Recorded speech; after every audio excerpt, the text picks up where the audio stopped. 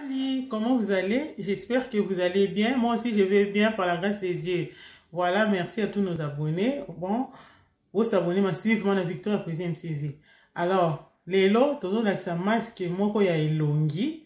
Masque, il y a elongi, il y a pomme de terre. Pomme de terre, tu as sa bleu, on est au 5 sango. Et dans masque, moi, très, très efficace. Alors, on a utilisé en gros 2 ou 3 fois. Et ça, là, on a vraiment elongi bien.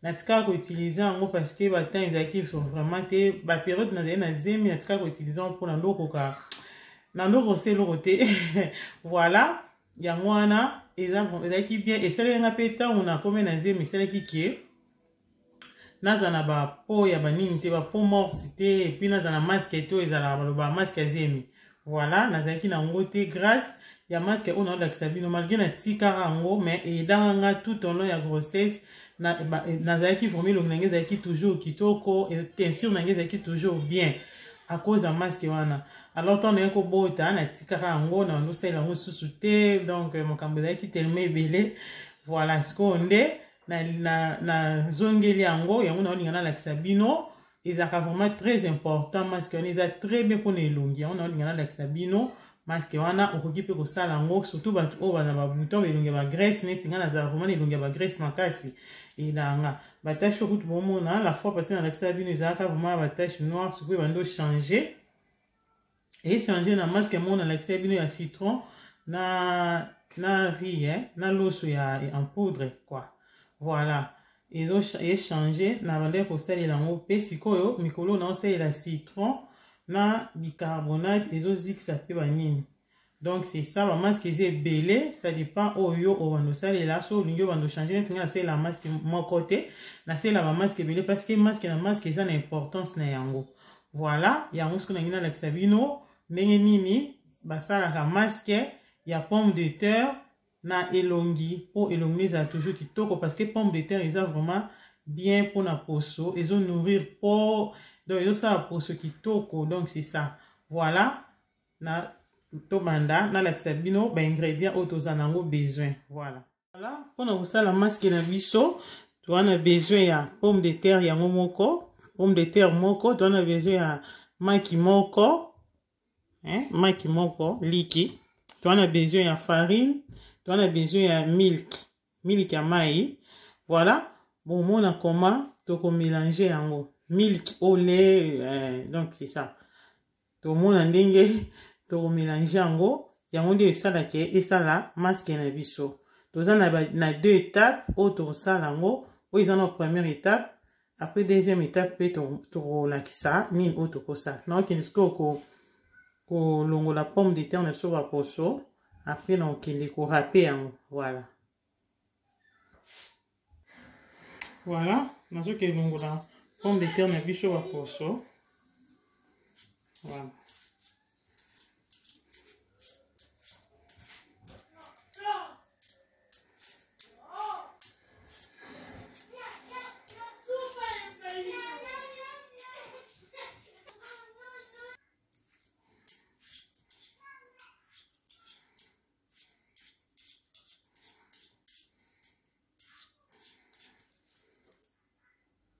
voilà na longo les pommes de terre na biso ba poso ce qu'on a zo kende ko râper yango voilà donc kende ko râper yango voilà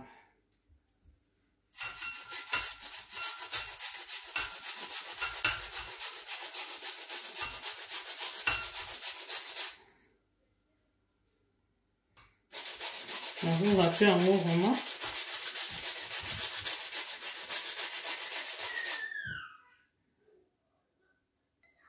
voilà pomme de terre na biso yango na râpé sikoyo nazo kende ko na kende sikoyo ko kamola yango ko kamola te donc ko sengisa yango boye na maboko ko ebota mwa mai après ton tika mo ifanda mwa mukie po tozwa amidon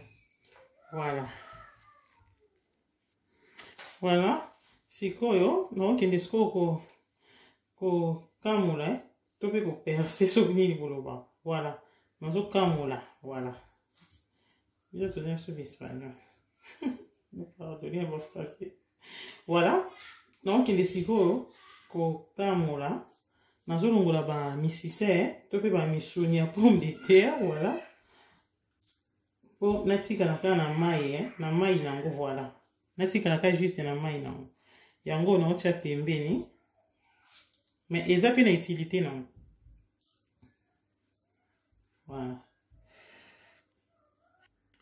voilà jus ya pomme de terre na biso yango so po lingi o passango na passoire so po lingi olongoli ka ndenge na longoli eza na important te parce que et ko poser non peu problème te mais so omoni que ko passango na passoire au passé so po moni que ko longola na ba misuni ya pomme de terre bien ba misisa pomme de terre wana so bani voilà olongoli poka otika juste na jus oyo voilà mais en fait ça on suko boye po amidon ekitana se po na za na besoin ya amidon wana voilà. Voilà, en attendant, nous avons amidon na kita, na récupérer sikoyo misuni ya pomme de terre. Misuni nango, voilà, na récupérer ango sikoyo na keneko sangisango sikoyo na miliki. Miliki oyo na eza juste cuillère à soupe, vous en expliquez dans l'exabino. Voilà, eza juste cuillère oyo. Cuillère à soupe, nandam, voilà. Ce qu'on dit au tiers des cuillères. Donc, il est ce que vous voyez, mais si c'est quoi, il y a pomme de terre, ou il y a pomme de terre, vous comprenez, regardez, voilà. Donc, nous sentons ce qu'on a miliki, voilà. Nous avons ce qu'on a miliki. Nous avons mélangé aussi quoi. Nous avons kaka. Nous avons mélangé dans la maboko. Nous avons 500 à ce bilo. Nous avons pinceauté.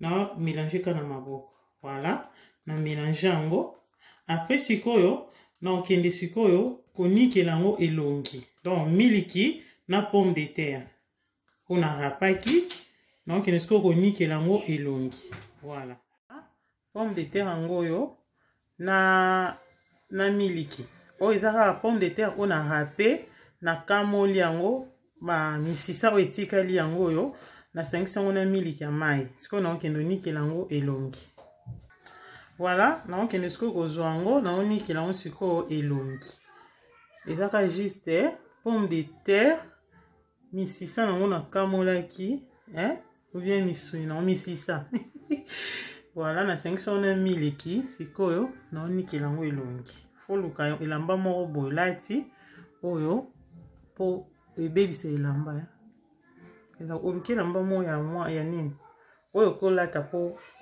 kozana elamba ya nini te ya kobimela te po miliki etanga voilà na onikela yango elongi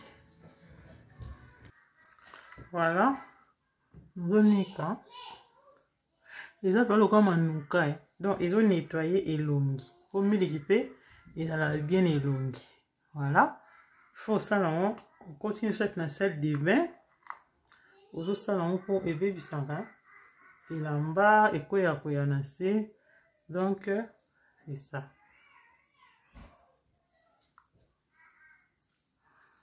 voilà voilà donc tika on sikoyo boye evanda pendant 3 minutes ou 5 minutes après na soko elongi après na otia na sala siko masque oyo ya midon na jus na pomme de terre na olakisa bi ya midon yango na olakisa nde na omélange yango après midon na pe na ovandisa yango na elongi oyo efandaka juste 3 minutes kaka bien 5 minutes eumela te nde na opase siko elongi voilà voilà 5 minutes na biso ekoki na okende siko elongi siko mpona sala masque ya mosusu oyo etikali voilà voilà na sukoli elongi voilà na sukoli elongi na nga voilà ekomisanga vende elongi bien poso ekomi ekomi lisse poso na nga voilà sikoyo nazokende osala amidon oyo etikalaki wana oyo nakamolaki nazokende mélange sikoyo na maki na farine voilà à suivre naokende sikoyo kosopa mai oyo nazotia yango awa totala amidon voilà amidon wana na se amidon wana na se naza na besoin ka ya yango voilà amidon oyo natikali nango ya pomme de terre naokende sikoyo pasola maki naza juste na blanc d'œuf. Na juste na blanc d'œuf. Dès l'on utilisé jaune non utilisé té. Voilà.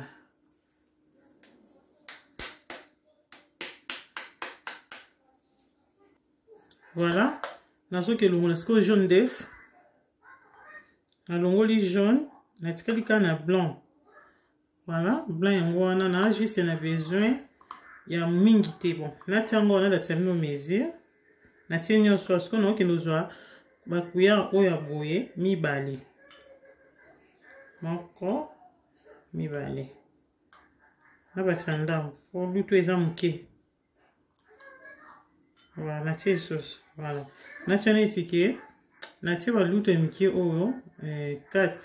Donc eza le quoi juste na luto cuillère à soupe kaka ya nini. Cuillère à soupe voilà.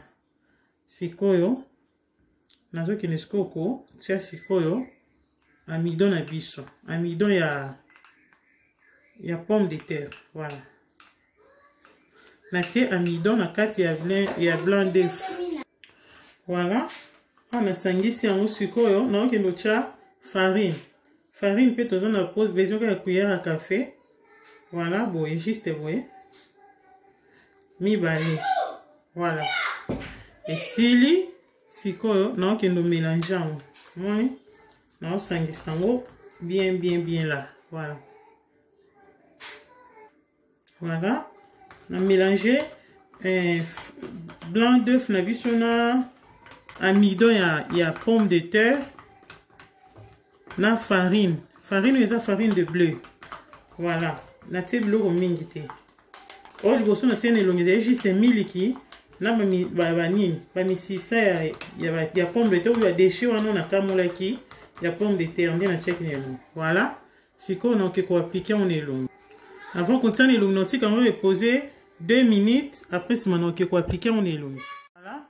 Mélange on a sali ya amidon ya pomme de terre na blanc d'œuf na farine ya bleu, farine de bleu na mélange yango ce qu'on a kende kotia au sikoyo na elongi na ko appliquer surtout place la tâche ezali na ko appliquer yango eza bien eza elongola ba peau morte donc et ça la elongi bien et soigna que elongi eza masque elongola ba graisse sur ça les lampes mingi et ça la teinture bien makasi. Voilà.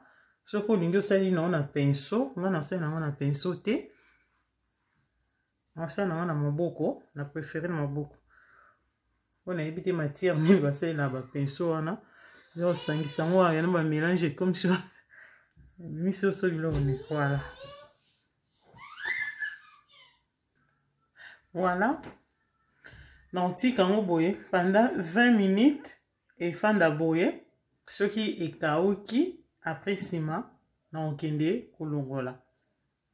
Je peux au moins que yo so sali oti kata ba 30 minutes, ça dépend ndenge osala na otia encore 20 minutes. Après na okende skole longi pour total la résultat ya elongi ndenge ekokoma. Voilà. Voilà.